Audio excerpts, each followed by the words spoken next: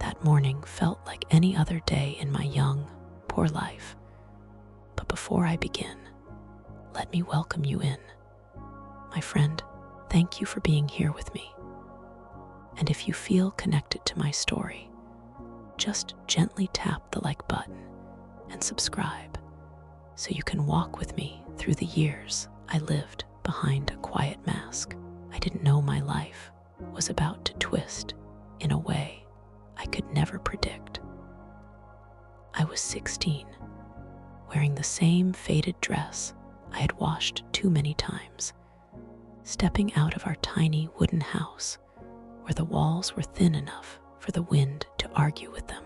Mama had sent me to the big mansion uphill to return a borrowed pot.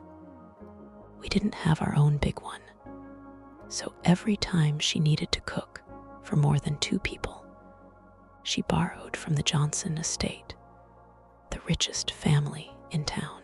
Folks said their money was old, heavy, and powerful, the kind that made people speak softer when their name came up. I walked up the gravel path with my usual mix of fear and pretending not to care. The mask I wore even as a child, the same mask that kept my voice steady when others talked down to me. At the front of the estate, everything looked too clean, too shiny, too big for someone like me. And I thought I'd just hand over the pot to the maid, keep my eyes low, and leave before anyone noticed a poor girl on their perfect porch. But that's when I heard footsteps behind me, slow, certain, the kind of steps that belonged to someone who never needed to hurry for anything. When I turned, I saw him for the first time, the rich son everyone whispered about. The one folks said had a temper, a cold stare, and a way of making people feel smaller without saying a word. He was standing there like he owned the air around him. Tall, neat, dressed in clothes I knew cost more than our whole month's food. I froze, clutching that pot like it was a shield. He looked at me, really looked. And instead of the sharp or rude expression people warned me about, his eyes softened just a little, like he had just noticed something he wasn't expecting. And then he spoke to me, simple and calm, as if talking to a rich girl, not someone from the wrong side of town. That moment didn't make sense to me, not then, and I had no idea this first small exchange would pull me into a story far bigger than anything I had dreamed. But the way he said my name without mocking, without hurry, made something shift inside me, and I didn't know whether to breathe or run, because nothing in my life ever prepared me for a boy like him, choosing to speak to a girl like me. And right there on that giant porch, with the pot still warm against my hands, I felt the day tipping into something I couldn't stop, and maybe shouldn't have, because what he said next, it changed everything. He said my name like he'd known it forever, even though we had never spoken before. And for a second, I wondered if Mama had talked about me to someone in that mansion, or if one of the maids had mentioned the skinny girl who always came to borrow cookware. I stood there holding that pot, my palms sweating, trying not to look nervous, because poor folks like us learned early that showing fear around rich people could get you treated even worse. He leaned slightly to the side, studying me the way someone studies a strange sign on the road, curious, calm, but guarded. "You're Janet, right?" he asked, and his voice didn't match the rumors at all. It wasn't sharp or cruel. It was low, patient, almost gentle, and that confused me more than anything else. I nodded, too scared to trust my own voice, and the breeze carried the smell of roses from their garden, making everything around me feel softer than my life ever allowed. He glanced at the pot I was holding and said he would take it to the kitchen himself because the maid was busy, and I felt my eyebrows pull together, wondering why the rich boy everyone feared was doing a servant's task. Without blinking, I handed it to him carefully, trying not to brush his fingers, but his touch still grazed mine for a heartbeat, and I remember pulling my hand back like I had touched fire. He noticed, and instead of smirking or judging, his lips pressed together, like he understood exactly what kind of life I came from. Then he asked something I wasn't ready for, something no rich person had ever asked me. Do you walk up here alone every time your mother needs something? His tone wasn't pitying. It carried something else, something close to concern.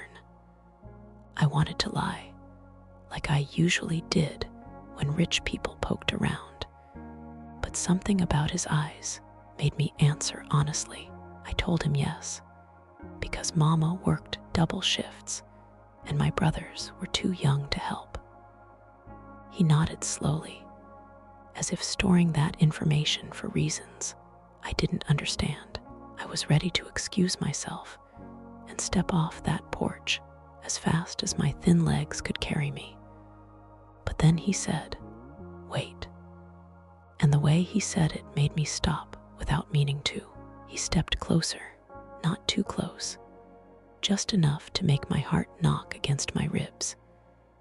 And he looked at me the way nobody had ever looked at me before, like he saw past the faded dress, past the rough hands, past the poor girl I was trying so hard to hide. "What's it like living down there?"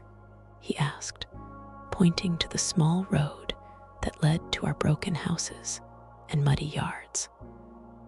The question shook me.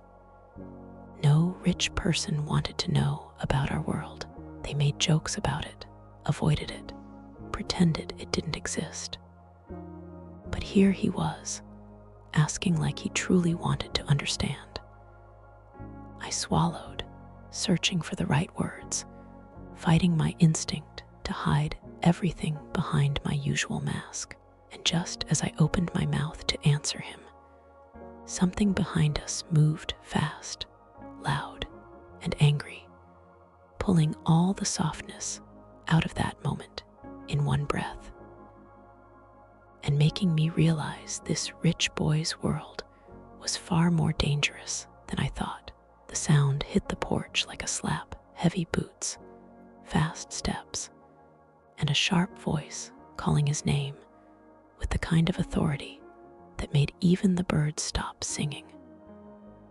I didn't turn right away because his eyes flicked toward the noise first, and the way his jaw tightened told me trouble was walking straight toward us.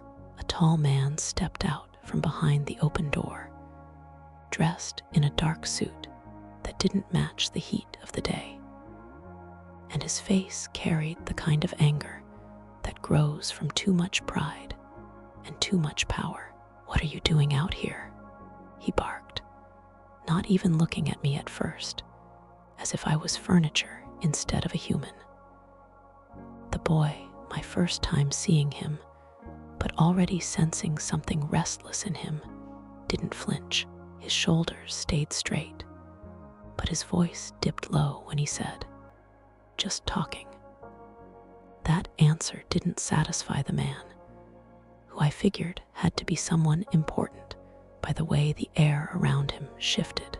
He finally noticed me, and the change in his expression made my stomach clench. His glare slid over me, judging me in one sweep: the dress, the shoes, the skin, the poverty. And it felt like he was peeling layers off my pride without touching me. "We don't entertain visitors like her," he said, loud enough for me to hear every grain of insult in his tone. I pressed my lips together, putting on the mask I learned from childhood, the mask that helped me survive moments exactly like this. The boy stepped forward, just half a step, barely noticeable, but enough to show he wasn't comfortable with what was said.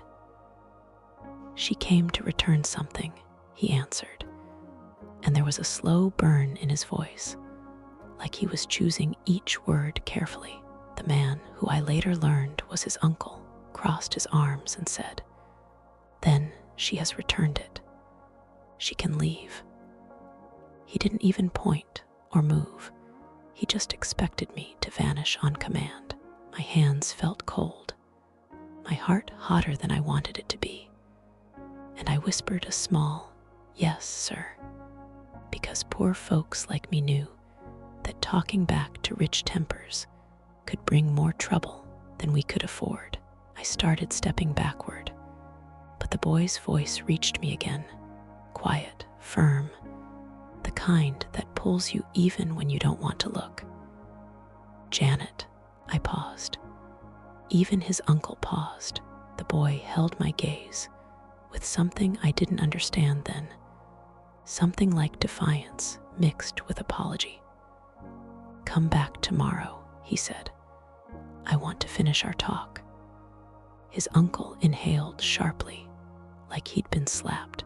I stood frozen, not knowing if this was kindness or danger, blessing or curse. And before I could answer, his uncle snapped his fingers and turned away, expecting him to follow. The boy didn't move, not until I had stepped off the porch. As I walked away, the gravel crunching under my old shoes, I felt his eyes on my back the whole time. And I knew, with a strange fear curling in my chest, that returning tomorrow might cost me something I wasn't ready to lose. But part of me also knew I was going to return anyway. All the way down that long hill, I kept feeling the weight of his eyes on me. Even after the mansion disappeared behind the trees, my feet moved fast, but my mind lagged behind, replaying his voice telling me to come back tomorrow. No rich boy had ever asked me to return anywhere. Usually, they wanted girls like me to stay far enough away that our poverty wouldn't stain their shiny floors.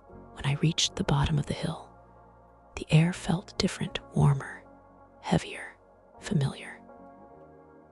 Our side of town was loud, with children running barefoot, women hanging clothes on sagging lines, and men arguing about work they might or might not get the next day. As soon as I stepped into that noise, I felt my mask slide back into place, the one that helped me fit into a world where softness could get you hurt. Mama was outside peeling potatoes, sitting on the same wooden stool she had fixed with rope twice already. She looked up at me with tired eyes that always noticed too much. "You took long," she said. I shrugged and handed her the now empty cloth bag. I didn't dare tell her about him. Mama believed in staying invisible around rich folks. "They bring trouble," she used to say, "the kind we can't afford to fix." And standing there watching her hands work, I almost convinced myself not to go back tomorrow. But the memory of his question, "What's it like living down there?" stayed stuck in my chest. No one had ever asked me something like that. No one cared enough to.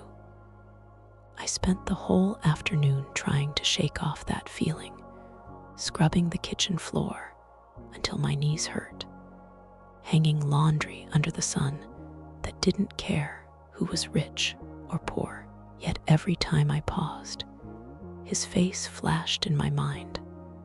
Not cold, not arrogant, just curious in a way that felt dangerous.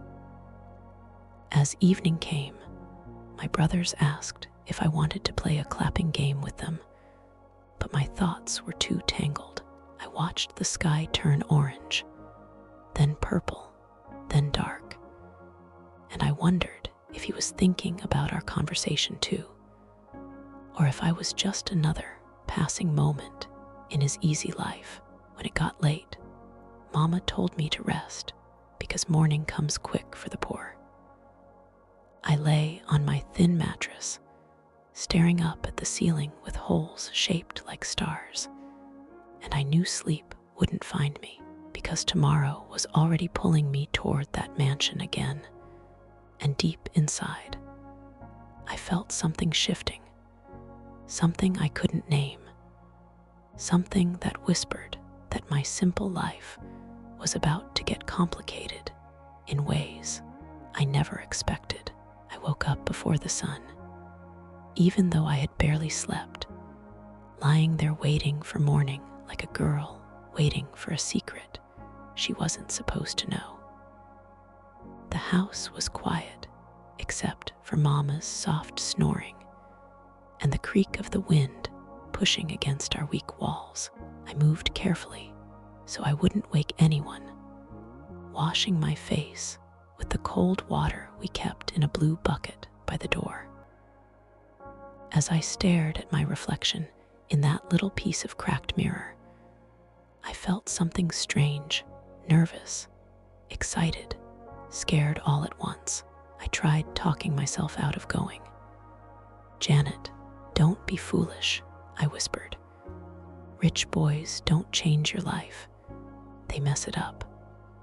But even saying it out loud didn't stop the pull I felt. Mama's voice echoed in my mind about staying away from rich people's business. But another voice, quieter, softer, kept wondering why he looked at me the way he did yesterday. When Mama finally woke up, she gave me a list of chores as usual. Nothing new, just the things that kept our small home running. I did them quickly, too quickly, and Mama noticed. "Were you rushing too?" she asked, suspicious. I lied without blinking, like poor kids learn too early.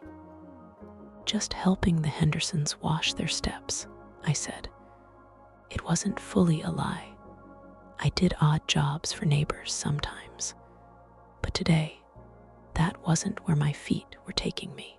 As soon as Mama turned her back, I slipped out before I lost my courage. The closer I got to the hill, the tighter my chest felt, like the air was warning me this was a step I couldn't undo.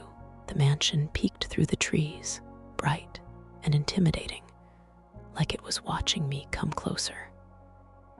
I wiped my hands on my dress, wishing I had something nicer to wear, something that didn't scream, "Poor girl trying to survive." But all I had was me, and I prayed that would be enough. When I reached the porch, I hesitated, afraid someone else, someone like his uncle, would throw me off the property before I even knocked. But just as I lifted my hand toward the door, it opened on its own. And there he stood, neater than yesterday, dressed in a clean shirt that looked like it came straight from a magazine. His surprise lasted only a second before it softened into something like relief. "You came," he said quietly, as if my showing up meant more than I could understand. I lowered my eyes for a second, not wanting him to see the confusion swimming in them. "You told me to," I answered, trying to sound steady. He nodded, stepping aside a little like he wanted to shield me from the inside eyes that watched everything in that house. "Let's walk," he said. "Somewhere we can talk without interruptions." Hearing that made my stomach twist because I knew exactly what he meant by interruptions. I didn't know where he planned to take me or what he wanted to talk about. But as I stepped off that porch beside him, I felt something shift in the day, like the line between his world and mine was blurring. And we were both about to cross it without knowing what waited on the other side. I woke up before the sun, even though I had barely slept, lying there waiting for morning like a girl waiting for a secret she wasn't supposed to know. The house was quiet, except for Mama's soft snoring and the creak of the wind pushing against our weak walls. I moved carefully so I wouldn't wake anyone, washing my face with the cold water we kept in a blue bucket by the door. As I stared at my reflection in that little piece of cracked mirror, I felt something strange, nervous, excited, scared all at once. I tried talking myself out of going.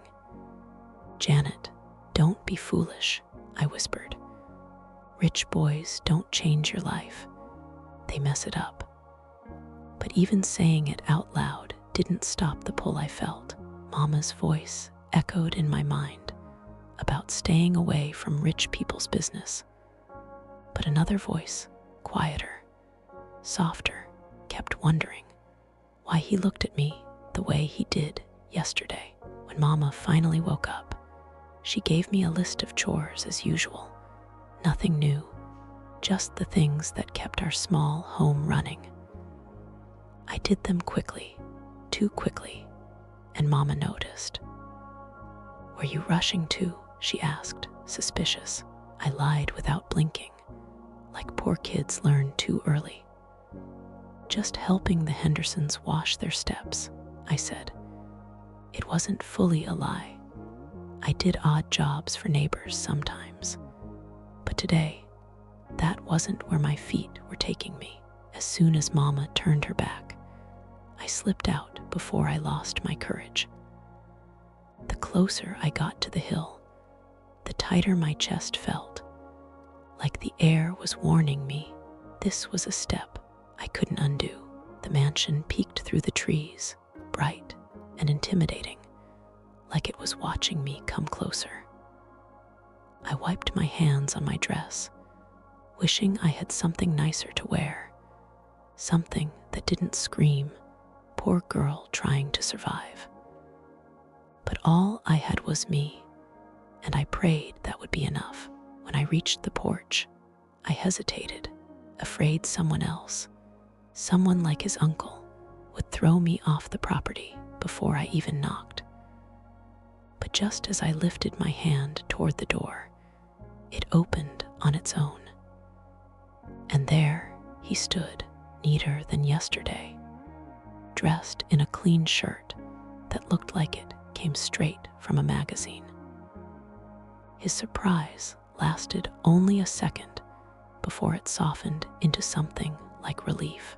"You came," he said quietly, as if my showing up meant more than I could understand. I lowered my eyes for a second, not wanting him to see the confusion swimming in them. "You told me to," I answered, trying to sound steady. He nodded, stepping aside a little like he wanted to shield me from the inside eyes that watched everything in that house. "Let's walk," he said. "Somewhere we can talk without interruptions." Hearing that made my stomach twist because I knew exactly what he meant by interruptions. I didn't know where he planned to take me or what he wanted to talk about. But as I stepped off that porch beside him, I felt something shift in the day, like the line between his world and mine was blurring. And we were both about to cross it without knowing what waited on the other side. We walked side by side down a narrow path behind the mansion, a path I never knew existed hidden by tall hedges, and a metal gate only someone from his world would dare to open. The trees stood so close together that their branches almost touched above our heads, making the sunlight fall in broken pieces on the ground. I kept my hands close to my sides, trying to look calm even though my heartbeat was louder than the crunch of leaves under our feet. He didn't speak at first, and that silence made me more nervous than any words could. Rich people didn't stay quiet around poor folks. They usually filled the space with commands, complaints, and reminders of who held the power. But he walked like he was thinking, like he was choosing his words slowly. Finally, he glanced at me with that same curious look from yesterday.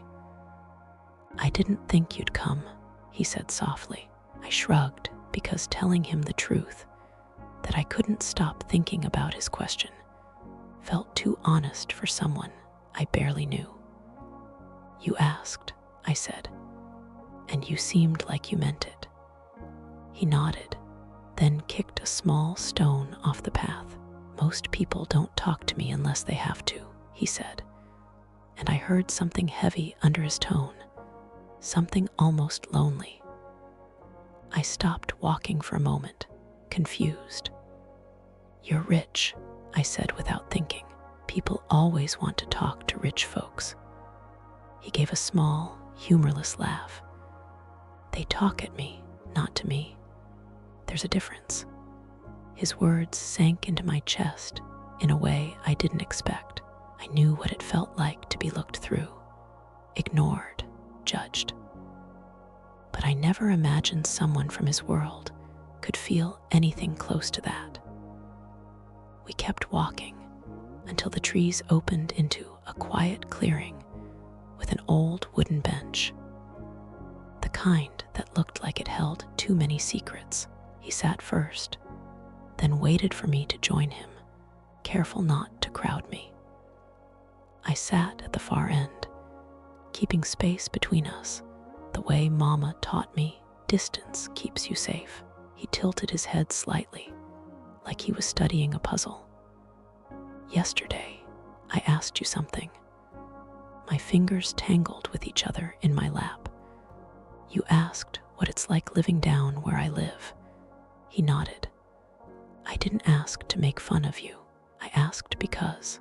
He hesitated, then continued, "because I don't know anything outside this place, and I want to understand what life is like for someone who isn't me." His honesty caught me off guard, leaving me unsure how much to say. On one side of me stood fear of saying too much, fear of sounding bitter, fear of opening doors that had always stayed shut. On the other side was something softer, the feeling that maybe he truly wanted to hear me. So I took a small breath and said, "It's hard." The words surprised even me. Simple, bare, true. He didn't interrupt or rush me. He just listened. And that made the words come easier. "Every day feels like you're trying to keep your head above water," I said. "You work, you stretch every dollar, you hide your worries so the little ones don't feel them. And when you're tired, you still keep going, because stopping isn't an option." He looked down at his hands, the hands that had never scrubbed floors or carried water buckets, and whispered, "No one ever talks to me like that." I didn't know what to say back, so I stayed quiet. A breeze moved between us, carrying a mix of his clean scent and the wild smell of the woods. And for a moment, everything felt strangely peaceful, until a sharp voice echoed through the trees, calling his name again, this time louder, angrier, and much closer than before. And just like yesterday, that peace shattered in an instant. The moment That voice ripped through the trees. His whole body stiffened, like someone had pulled a string tied to his spine. I had heard anger before, plenty of it in my neighborhood. But this voice carried a different kind, the kind that came with authority, power, and entitlement. I watched his eyes close for a second, like he was bracing himself, and that tiny gesture told me more about his life than anything he'd said so far. He stood up slowly, not in fear, but in resignation, like someone already used to being dragged out of moments that made him feel human. I stayed on the bench, my hands locked together, not daring to move, because I didn't want to make things worse. Through the trees came his uncle again, but this time his face was red, his breath loud, and his steps fast enough to kick dirt into the air. "I told you," he snapped, pointing a shaking finger. "You do not wander off like this without telling anyone. Do you understand me?" The boy didn't argue. "I'm not a child," he said, but even those simple words carried tiredness more than rebellion. His uncle's eyes slid to me next, and just like yesterday, I felt stripped bare in one cold glance. "You," he said sharply. "Did he bring you here?" I opened my mouth to answer, but the boy stepped in front of me, not close enough to touch, but enough to block his uncle's glare. "I asked her to talk with me," he said, calm but firm. "She didn't do anything wrong." His uncle scoffed, shaking his head. "This is what you do. Sneak off with strangers from the bottom of the hill."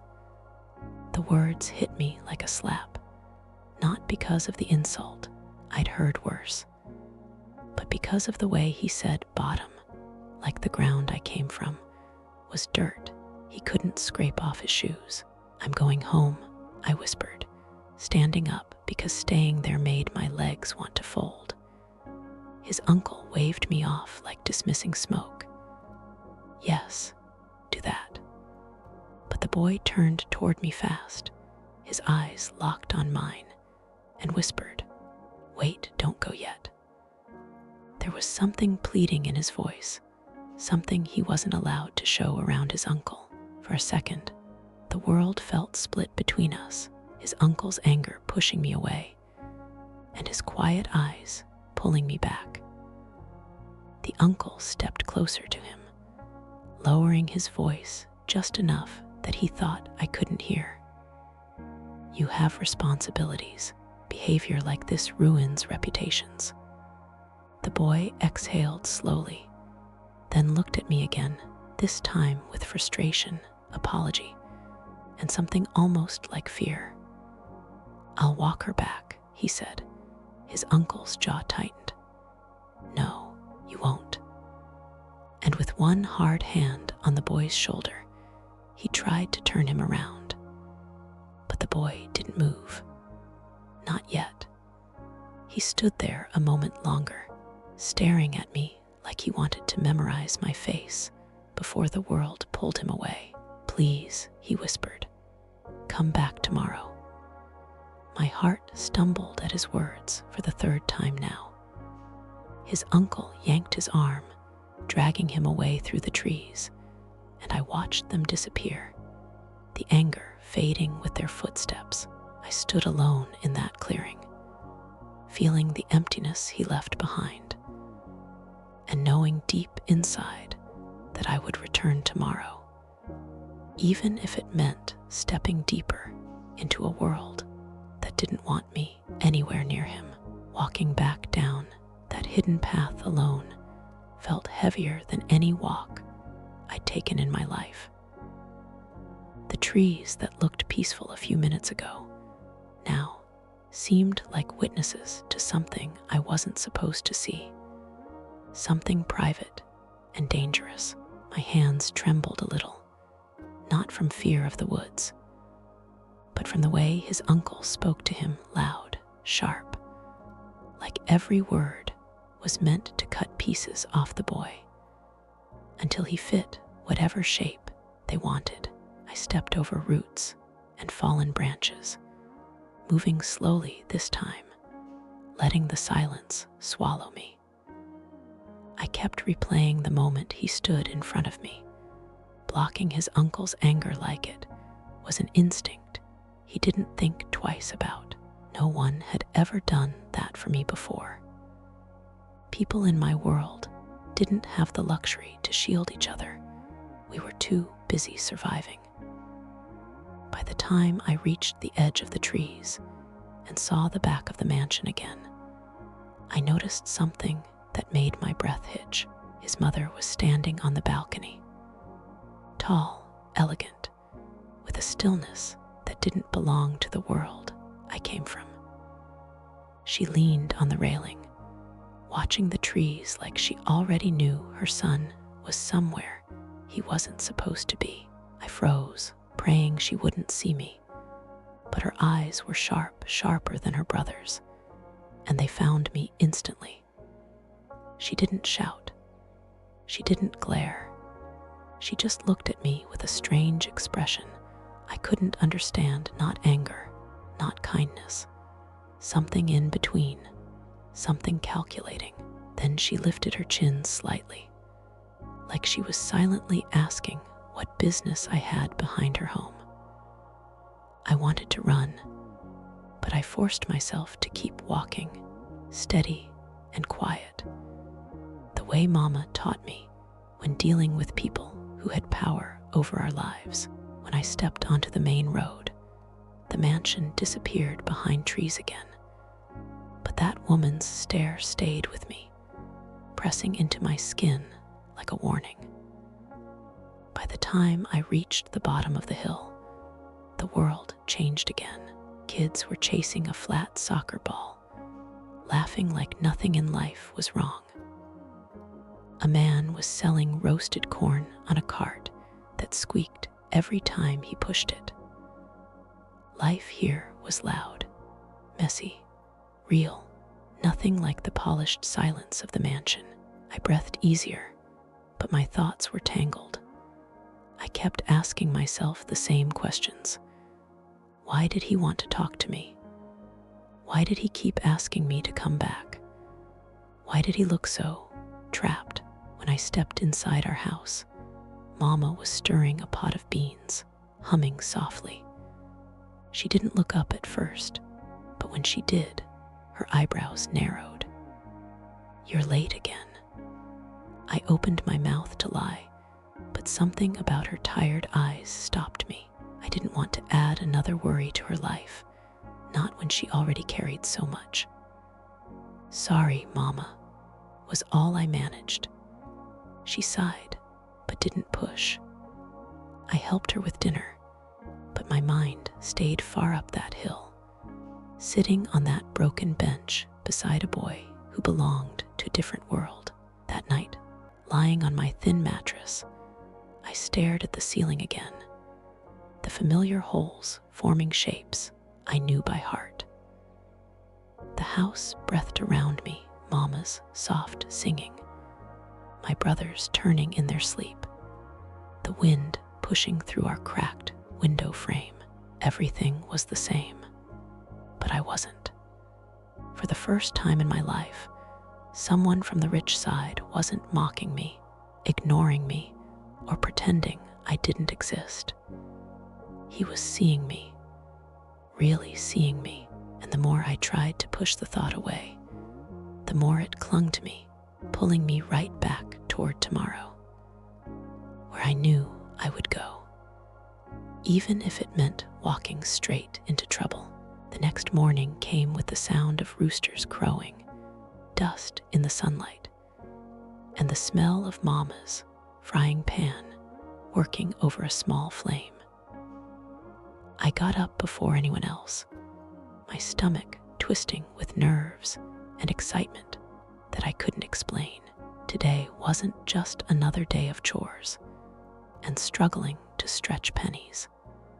Today was the day I would return to the mansion, to the boy who had chosen to speak to me when everyone else ignored me, or worse, scorned me. I washed my face with the cold water in the blue bucket, rubbed my arms to wake myself up, and tried to calm my racing heart, but nothing worked. My brothers ran past me, laughing, still half asleep, and I almost smiled at the normalcy. But it felt like I was standing outside life instead of inside it. Mama was humming over the small stove, moving with her usual quiet strength. She glanced at me without asking, and I knew she could feel something in the air, something I couldn't tell her. I grabbed my faded dress from the hook, smoothed it out, and tried not to think about the hill, the mansion, the boy's face. But my hands shook anyway. On the walk up, the gravel path seemed longer than yesterday. I thought about the uncle's anger, the mother's sharp stare from the balcony, and the hidden paths where the boy had taken me. And yet, something in me told me this time would be different. I arrived at the mansion, clutching my hands together, and for a moment, my courage wavered. The grand doors stood tall, polished, unyielding, like they could crush anyone who dared step inside without the right name, the right shoes, the right family. But then the door opened before I could knock, and there he was again, waiting, his expression softer than it had ever been. He stepped aside, letting me in, and for a moment, I felt like I had crossed into another world entirely, a world where my poverty didn't matter because someone actually cared. "You came," he said quietly, his voice carrying the same warmth that had drawn me yesterday. I nodded, unable to speak at first, overwhelmed by the strange, dangerous pull that his presence always had on me. "Follow me," he said, leading me down a hallway I had never seen before, past rooms with furniture that gleamed like glass and rugs softer than any blanket I'd ever touched. My heart beat so fast I thought it might betray me. As he paused at a door, he looked back at me, eyes searching, and whispered, "We need to be careful today. Someone might see us." My chest tightened. I nodded, swallowing hard, because I didn't know what lay beyond that door. But I knew one thing: returning here wasn't just a choice. It was a step into a life that could change everything. And just as he opened the door, a shadow moved outside the hallway, watching us, making my stomach sink, and leaving me wondering if the rich world I had stepped into was ready to let me in at all. The door creaked open, and a soft, dim light spilled into the small hallway. I stepped inside cautiously, trying not to let my worn shoes make a sound on the polished floor. He motioned for me to follow, his hand hovering near mine, close enough to offer guidance, but not touch, like he was afraid of breaking the fragile line between our worlds. The room we entered smelled faintly of old books and roses, a mixture I had never experienced before, and it made my chest ache in a strange, unfamiliar way. He pulled a chair out for me near a low table, and I sank into it, feeling the difference between this soft cushion and the rough wooden benches I was used to. He sat across from me, elbows resting lightly on the table, his eyes steady, observing me as if trying to understand every piece of me without saying a word. "I wanted to show you this," he said quietly, reaching for a small, carved wooden box, my curiosity mixed with fear. "What is it?" I asked, my voice soft, almost trembling. He hesitated, as if weighing whether to let me see, and then slowly opened it. Inside were tiny objects, trinkets, things that seemed meaningless at first glance. But the way he held them suggested they were precious memories. "These belonged to my mother when she was young," he said, his voice dropping slightly, almost reverent. "She told me once that even the smallest things can tell the biggest stories." I leaned closer, trying to see them without touching, knowing my hands would never feel comfortable here, in this delicate, rich world. And then he did something unexpected. He smiled, small and genuine, not the intimidating smile everyone else expected him to wear. "I don't know why I'm showing you this," he admitted, almost like confessing a secret. I trust you. I feel like you see me." My throat tightened. No one had ever trusted me before, not like this. Not even friends from my own neighborhood. I wanted to say something, but words wouldn't come, so I just nodded. He put the box down, leaned back slightly, and looked at me again. "I can't promise it'll be easy," he said, and his eyes flicked toward the door, then back at me. "But if you keep coming, I think you'll see more than I can explain right now." My heart thumped painfully against my ribs, a mix of fear, excitement, and the thrill of stepping into something forbidden. And as he reached for a small notebook on the table, I realized this was only the beginning. The real story, the one that would test both our worlds, hadn't started yet. Outside, the distant voice of his uncle echoed again, sharper and closer this time, reminding me that danger was never far from his life or mine. The distant voice of his uncle made me flinch, even though I had grown used to harsh words back home. But this was different. This voice carried power that could crush dreams. And for a moment, I felt small in a way I had never felt before.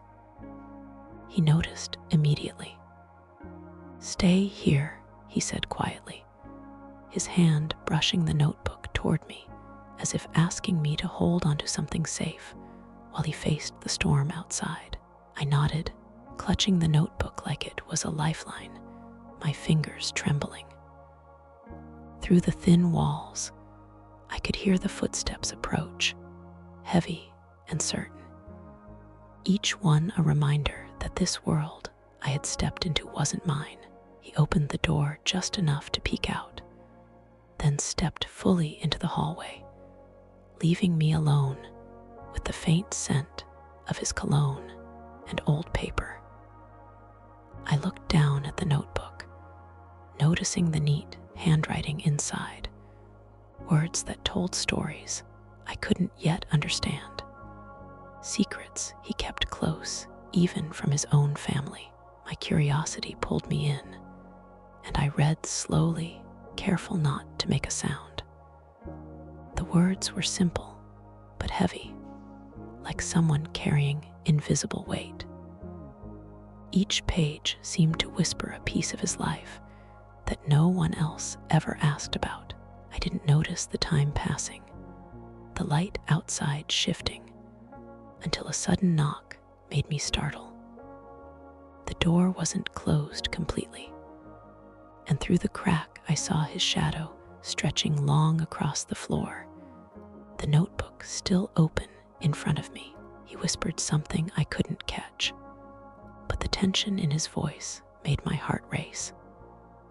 And then the hallway went silent again, leaving me alone with the secrets I had stumbled upon, the fear of being caught, and the strange, thrilling feeling that I was seeing a side of him nobody else ever would.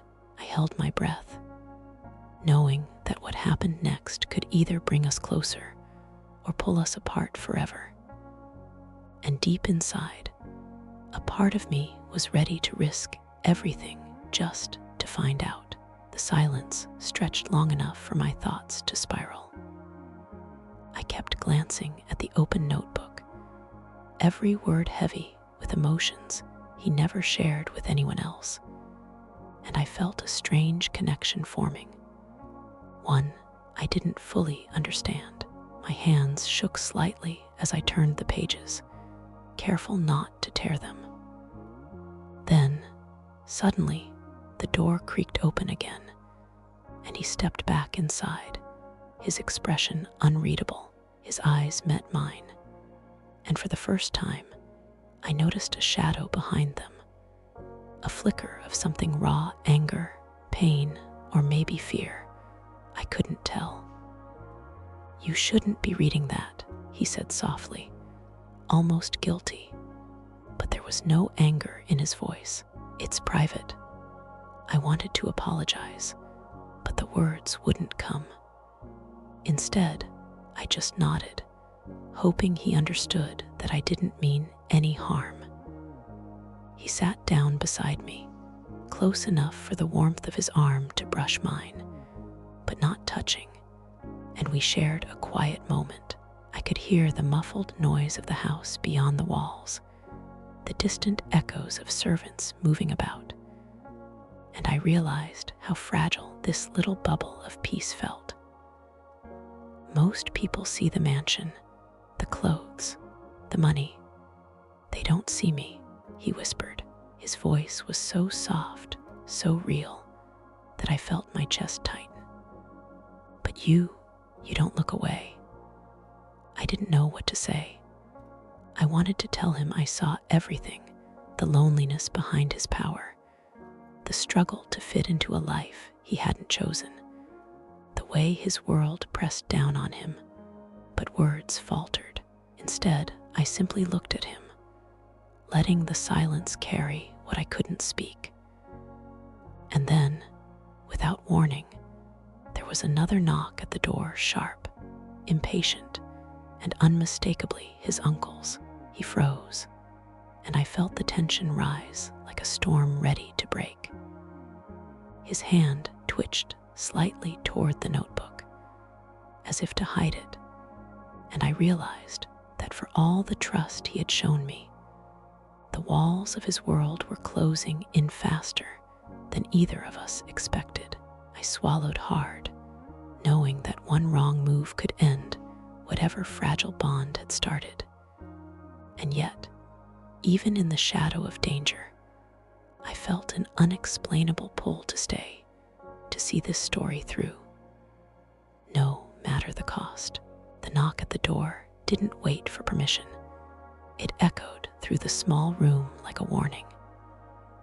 His jaw tightened, and I could see the tension ripple through him, the kind that comes from years of living under someone else's rules. He glanced at me quickly, eyes flicking to the notebook, then back to the door. "Hide this," he whispered, sliding it under the chair, and I obeyed instinctively, my fingers curling around it like it was something precious and dangerous at the same time. The door swung open, and his uncle's shadow filled the threshold. I froze, my stomach twisting.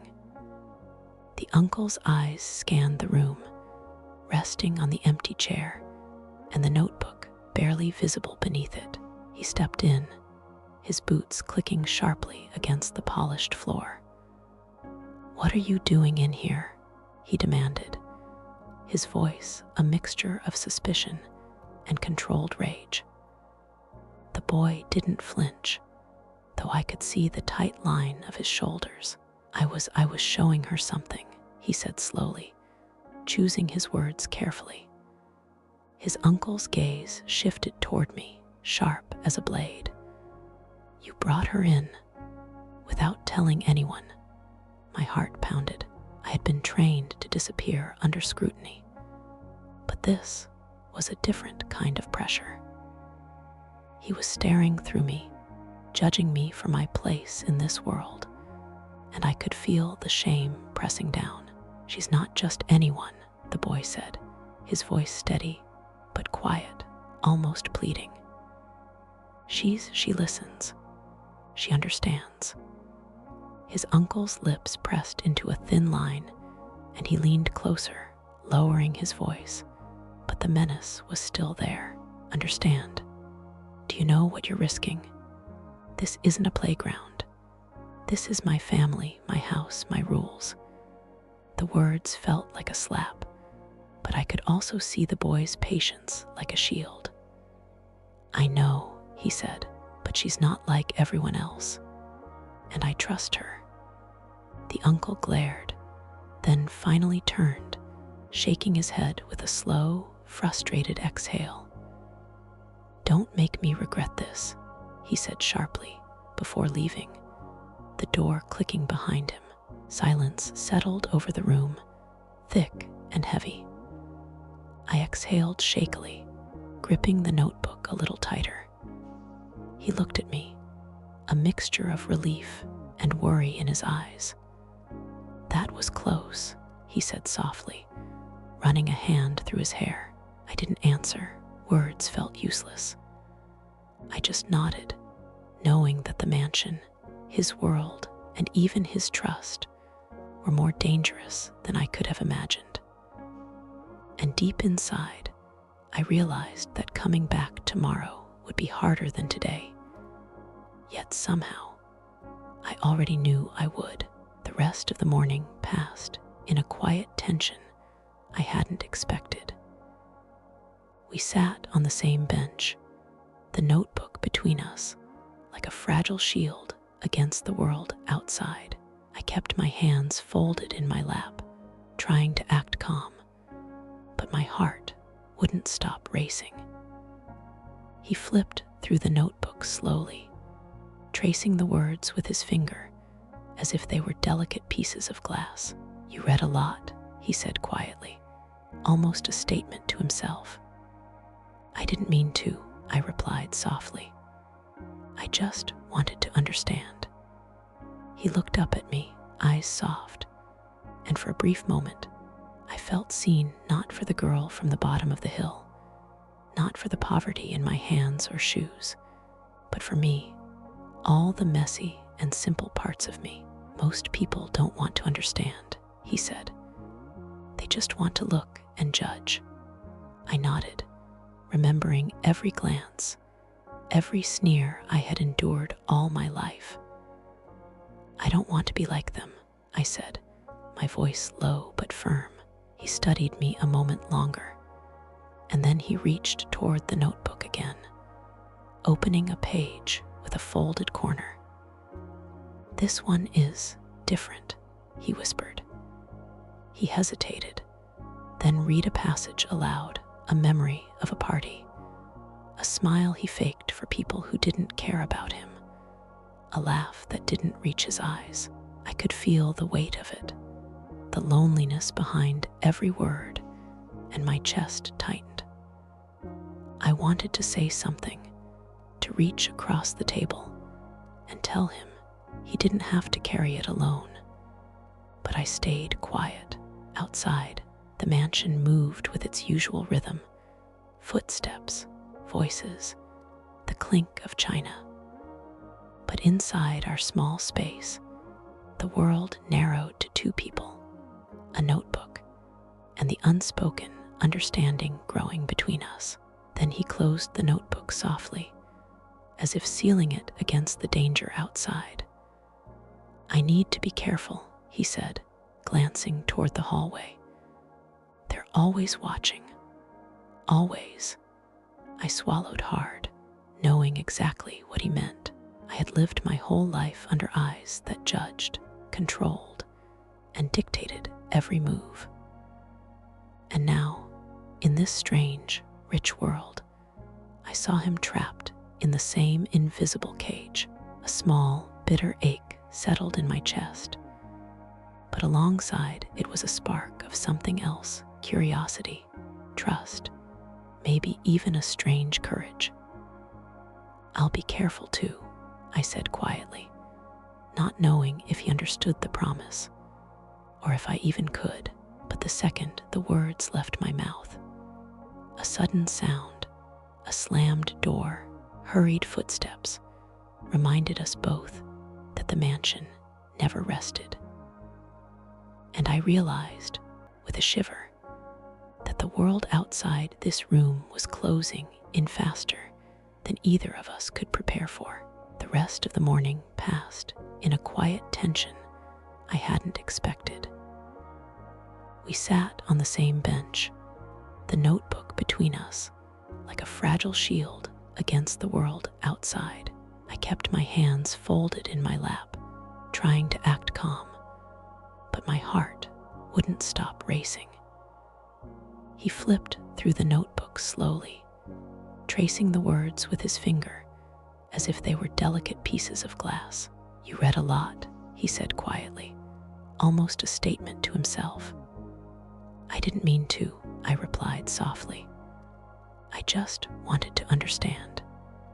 He looked up at me, eyes soft, and for a brief moment, I felt seen, not for the girl from the bottom of the hill, not for the poverty in my hands or shoes, but for me, all the messy and simple parts of me. "Most people don't want to understand," he said. "They just want to look and judge." I nodded, remembering every glance, every sneer I had endured all my life. "I don't want to be like them," I said, my voice low but firm. He studied me a moment longer, and then he reached toward the notebook again, opening a page with a folded corner. "This one is different," he whispered. He hesitated, then read a passage aloud, a memory of a party, a smile he faked for people who didn't care about him, a laugh that didn't reach his eyes. I could feel the weight of it, the loneliness behind every word, and my chest tightened. I wanted to say something, to reach across the table and tell him he didn't have to carry it alone. But I stayed quiet. Outside, the mansion moved with its usual rhythm, footsteps, voices, the clink of china. But inside our small space, the world narrowed to two people, a notebook, and the unspoken understanding growing between us. Then he closed the notebook softly, as if sealing it against the danger outside.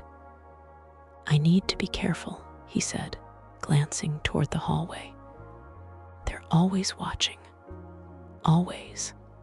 I swallowed hard, knowing exactly what he meant. I had lived my whole life under eyes that judged, controlled, and dictated every move. And now, in this strange, rich world, I saw him trapped in the same invisible cage. A small, bitter ache settled in my chest, but alongside it was a spark of something else: curiosity, trust, maybe even a strange courage. "I'll be careful too," I said quietly, not knowing if he understood the promise, or if I even could. But the second the words left my mouth, a sudden sound, a slammed door, hurried footsteps, reminded us both that the mansion never rested. And I realized, with a shiver, that the world outside this room was closing in faster than either of us could prepare for. The woman stepped inside, her heels clicking softly but sharply against the polished floor, and my stomach sank. She had an elegance that didn't just belong to money. It belonged to control, to authority, to a world I wasn't part of. Her eyes scanned the room, settling on me for a moment that felt like it stretched forever. I straightened, trying to act calm, but the notebook pressed to my chest reminded me I was out of my element. He stood slowly, placing himself between us, his posture a quiet shield. "Who is she?" I whispered, almost afraid to speak. He didn't answer immediately, just gave me a glance that said, "Stay quiet, trust me." The woman finally spoke, her voice smooth, but with an edge I couldn't ignore. "I wasn't expecting visitors," she said, eyes flicking from him to me, measuring, weighing, judging. I swallowed, wishing I could disappear into the floor.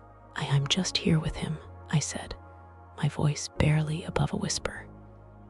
She tilted her head, a faint, almost cruel smile on her lips. "Yes, I can see that," she said softly, her words carrying something unspoken and understanding that made my heart skip. He cleared his throat. She's a friend," he said carefully, and I could see the tension in his shoulders, the careful way he chose each word.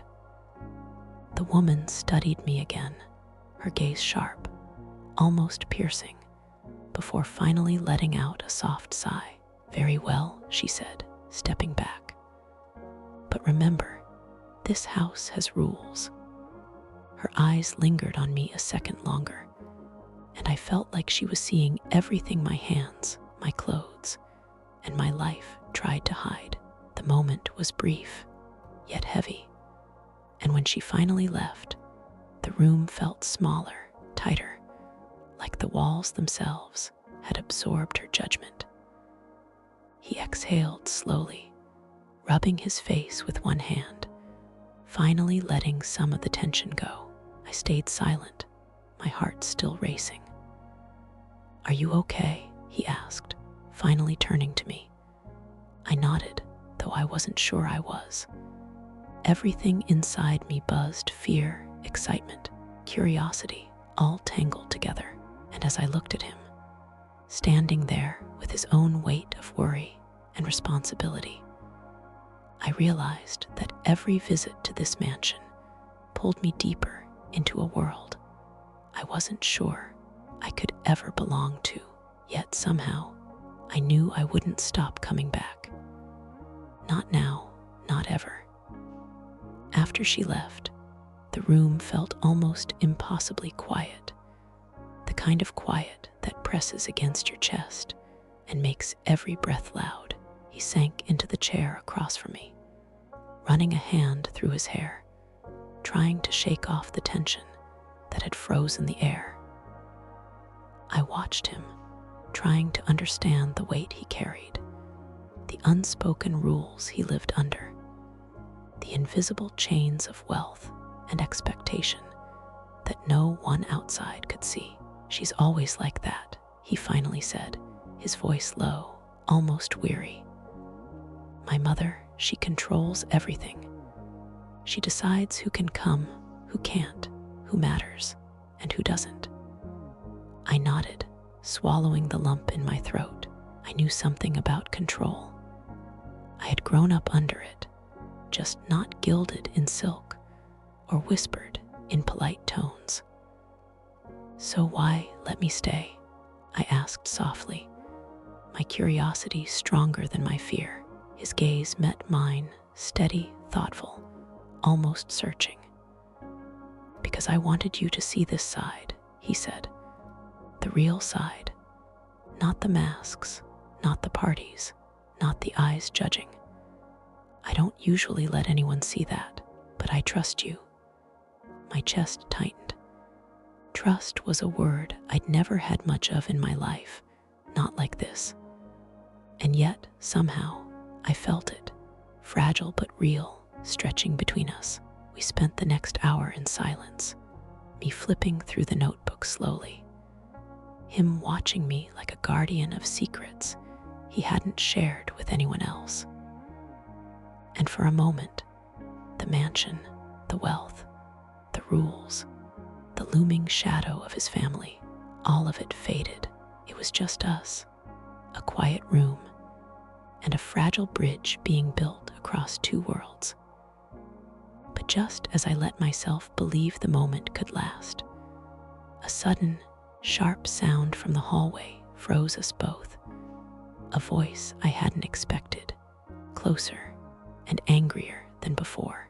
His body stiffened, and I could see the flash of fear in his eyes. The fear that came from living in a world where one wrong step could ruin everything. "Stay here," he whispered, almost urgent, his hand brushing the notebook toward me again. My stomach twisted. I didn't know what danger waited beyond the door, but I knew this day was about to turn into a test we both weren't ready for.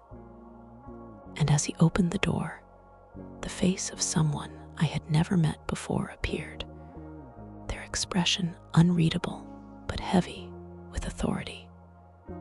And I realized that the line between trust and danger had just become thinner than ever. The figure in the doorway didn't move at first, just stood there, eyes locked on us, and I felt the air grow thick with tension. He glanced at me quickly, the way he always did when danger approached, protective, calculating, like he carried the burden of keeping me safe even when I wasn't his responsibility. My hands clenched around the notebook, knuckles white, and I realized I had never felt fear like this before. The person in the doorway finally spoke, voice cold and measured. "What are you doing in here?" Every word cut sharper than any slap I'd ever felt growing up. He didn't hesitate. "I was showing her something," he said calmly, but I could see the tightness in his jaw, the careful balance between defiance and respect.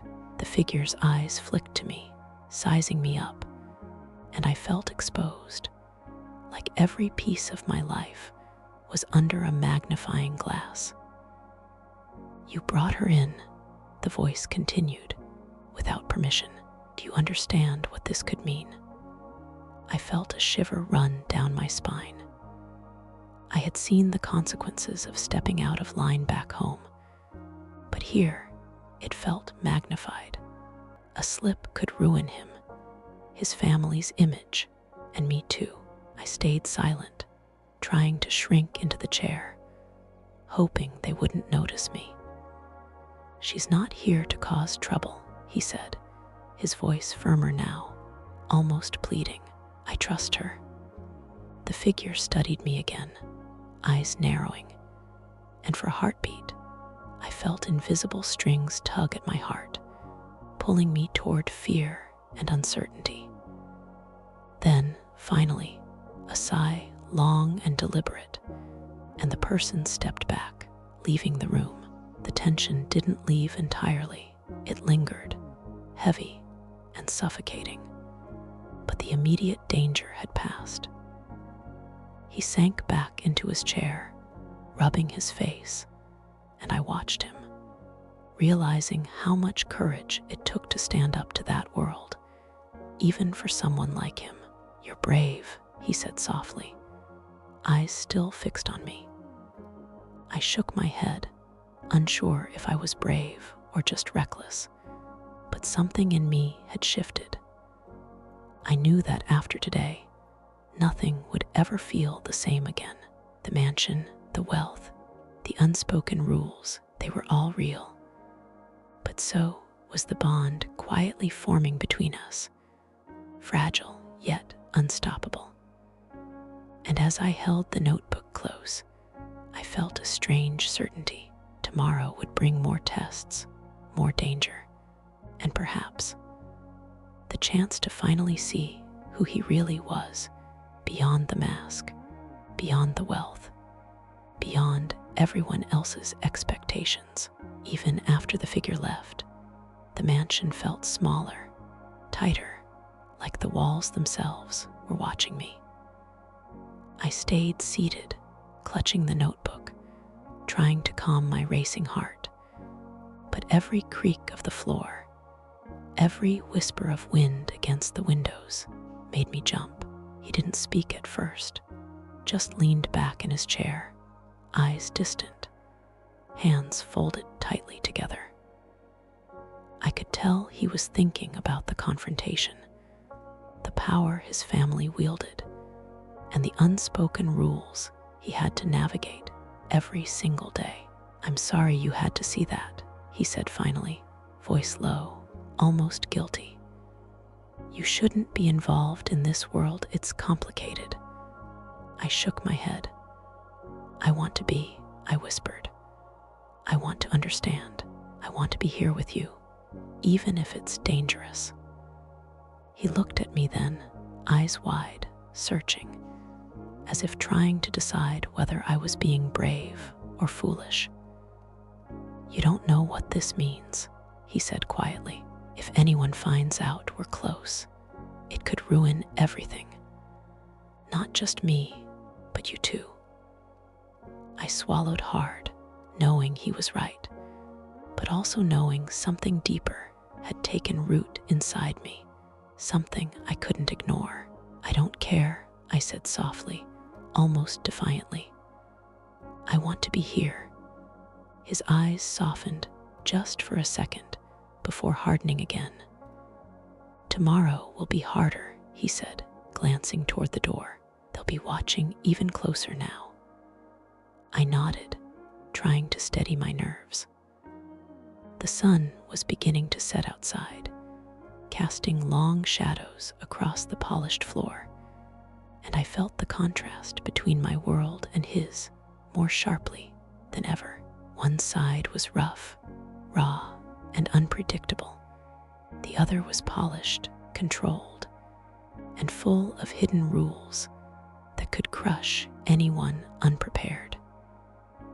And yet, standing at that delicate edge between two worlds, I realized I didn't want to leave. I wanted to see him, understand him, and maybe, just maybe, bridge the gap between us. But as I stood to leave, he reached for my hand, a brief, trembling touch that froze me in place. "Be careful," he whispered, eyes searching mine, full of unspoken fears and hopes. I nodded, stepping back, feeling the weight of everything pressing down, knowing that tomorrow the stakes would only get higher, and that our fragile trust might be tested in ways we couldn't yet imagine. The next morning, I woke before dawn, the sky just beginning to lighten with pale streaks of orange. My heart felt heavy with the memory of yesterday, yet a strange excitement pushed me forward. I knew today would be different, more dangerous, more revealing. But I couldn't stop myself from walking up that hill again. The path felt familiar under my worn shoes, yet every step carried the weight of what could go wrong. As I approached the mansion, I noticed him waiting at the edge of the driveway, his posture tense, alert. But the faintest smile on his lips softened the harsh edges of his world. "You came," he said softly, almost surprised, though I knew he had expected me. I nodded, my chest tight, hands clasped together, and followed him through the familiar hallways. This time, we didn't speak much. We moved with quiet understanding, knowing that every glance, every footstep mattered. When we reached the small room where he had shown me the notebook, he turned to me, eyes searching mine. "I don't usually let anyone in here," he said quietly. "Not like this, but I want you to see me, really see me." I felt tears prick my eyes, and for once, I didn't try to hide them. "I see you," I whispered. "I really see you." He reached for my hand, and this time he held it, firm yet gentle, as if anchoring both of us against the world outside. The notebook lay open between us, pages fluttering softly in the breeze from the open window, carrying memories, secrets, and pieces of a life neither of us fully understood. And then, from the hallway, a faint sound, footsteps, slow and measured, reminded us that the mansion's walls were never silent, that danger and judgment were always near. But in that moment, We didn't move. We stayed there, hand in hand. Two souls from completely different worlds, daring to trust, daring to belong. I realized then that this was the turning point, the day my life changed, the day the boy from the world of gold chose to see the girl from the bottom of the hill. And I chose to follow, no matter the risks. And as the sunlight spilled across the polished floors, illuminating our small sanctuary, I knew with a quiet certainty, this story, our story, was just beginning.